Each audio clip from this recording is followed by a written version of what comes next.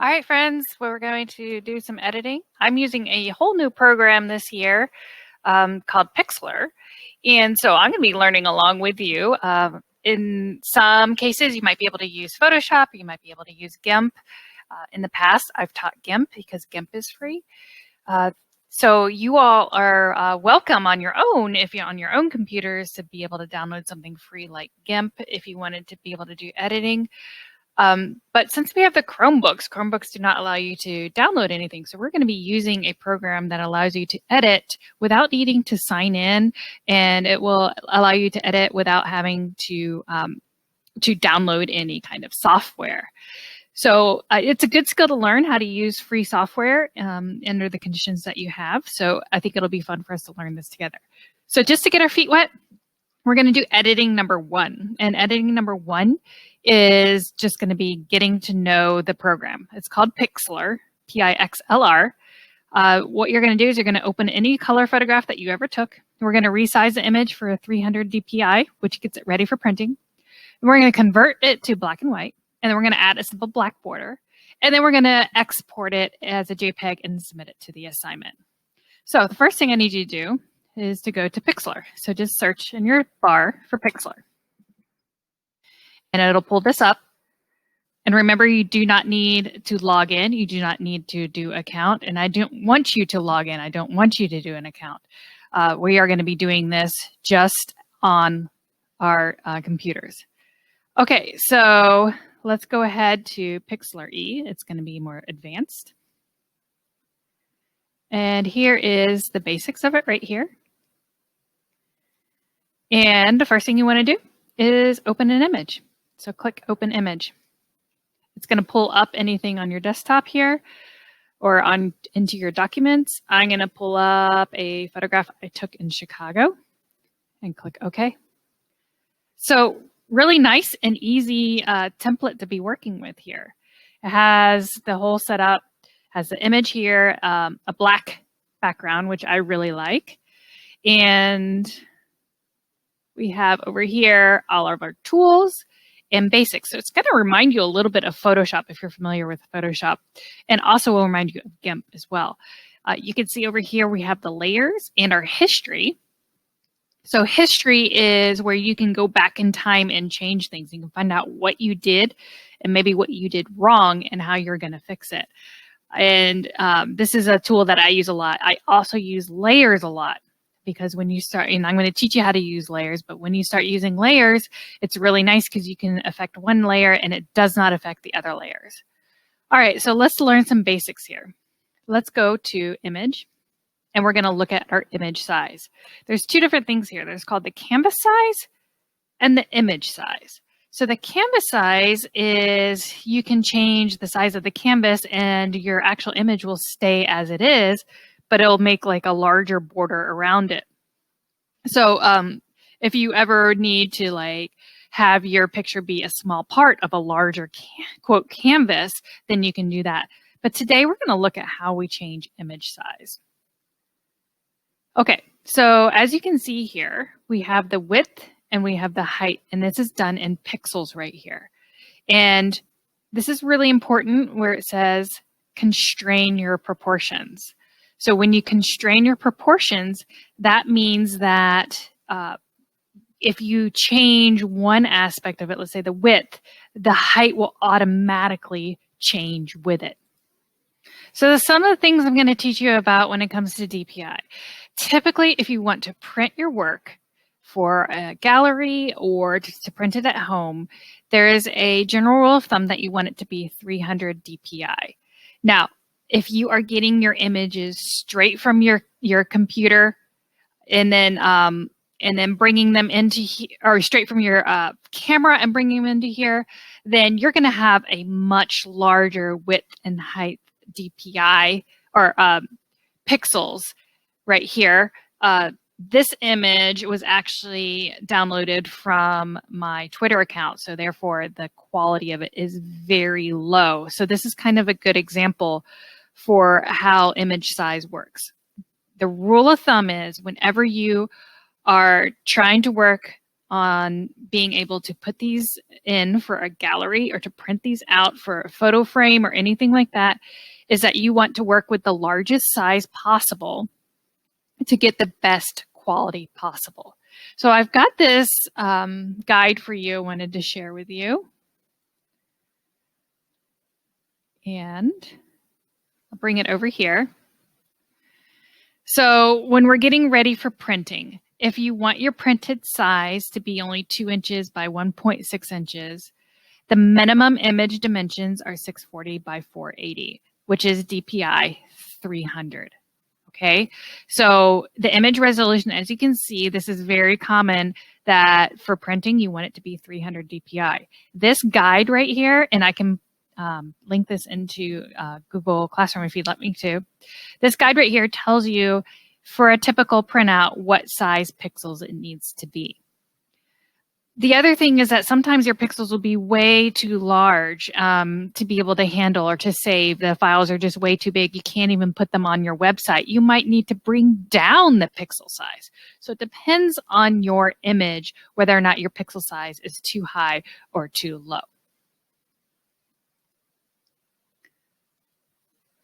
So for my image, what I want to do is I want to create it for an 8x10 printout, which is 1600 by 2000 pixels. So what I like to do is to go with the 2000 pixels for my largest size. So let's take a look. My largest size is the height. I'm going to change that to 2000. And look what it did to this number. So this image should be ready for 300 DPI. Let's see what happens when I press apply.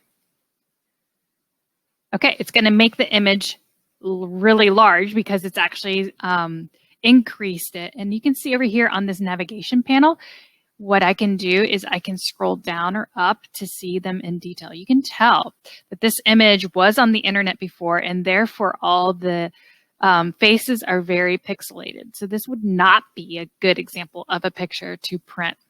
So I'm going to go ahead and make this small so that we can see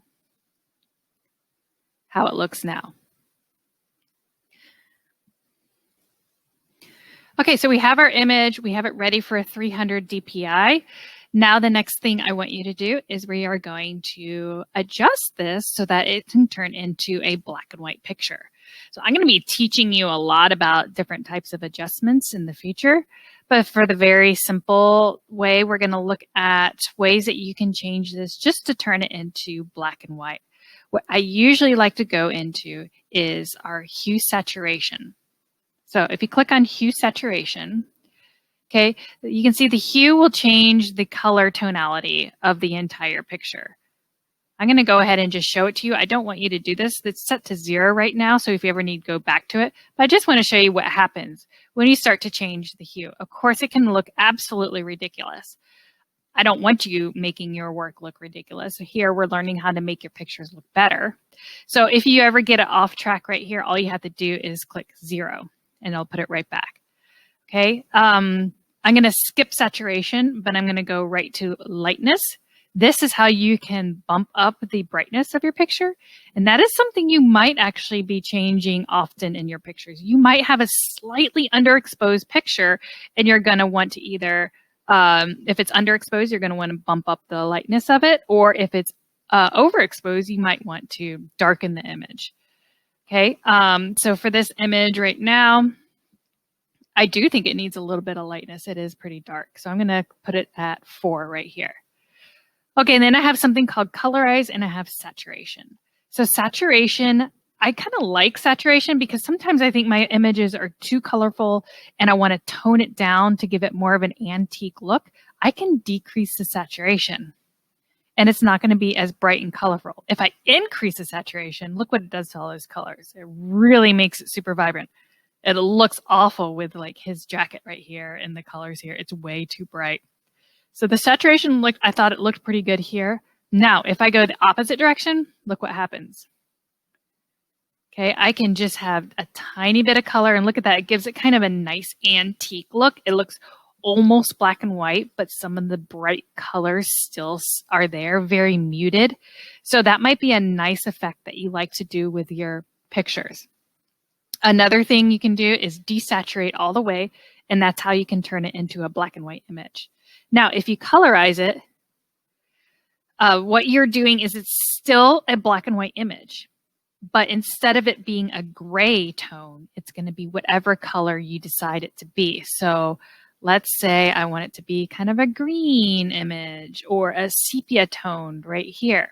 Now notice what it does is it makes it really bright. So again, you're going to want to bust down the saturation to get it close to black and white. And now you have this really nice tonal image here. It looks kind of like an old fashioned. This could have been shot in like the early 1900s or something like that. Okay, so that's what colorize means. For the purpose of this project, all I want you to do is to maybe engage your lightness or darkness a little bit and desaturate. I want you to turn it into a black and white.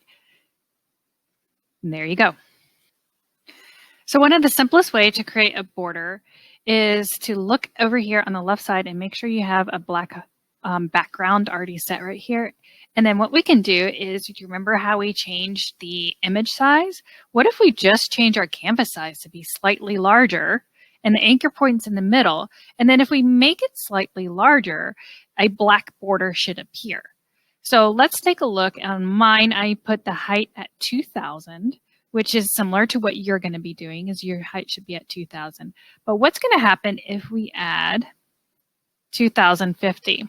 Let's just take a look and then push tab. And then here, I'm going to add 50 to this as well, which would be 85. Control Z. Let me make sure the change is relative.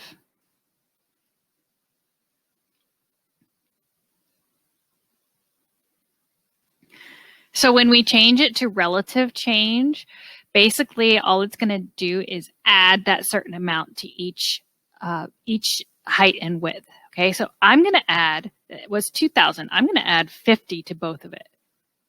And I want you to take a look at what happens here.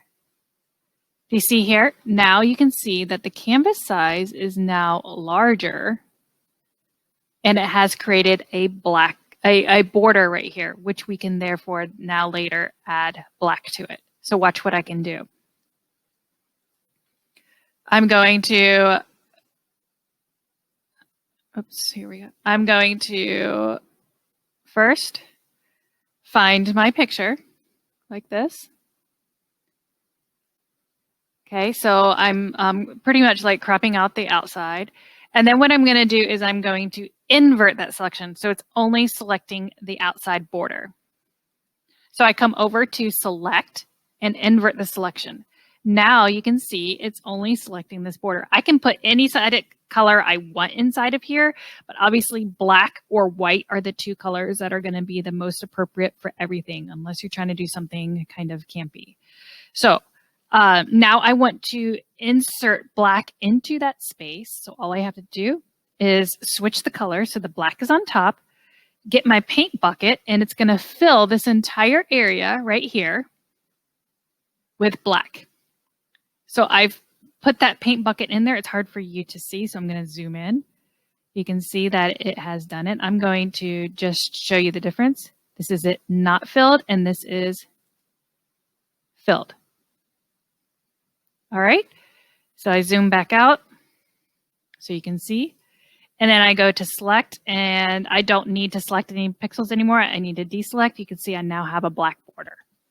My image is ready to go ahead and submit. The last thing I'm going to do is I'm going to export this image to get it ready to send it wherever I need it to go, to a printer. But in this case, you're just going to be submitting it in Google Classroom.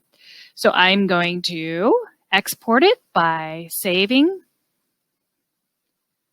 Okay, and I want it to be a JPEG.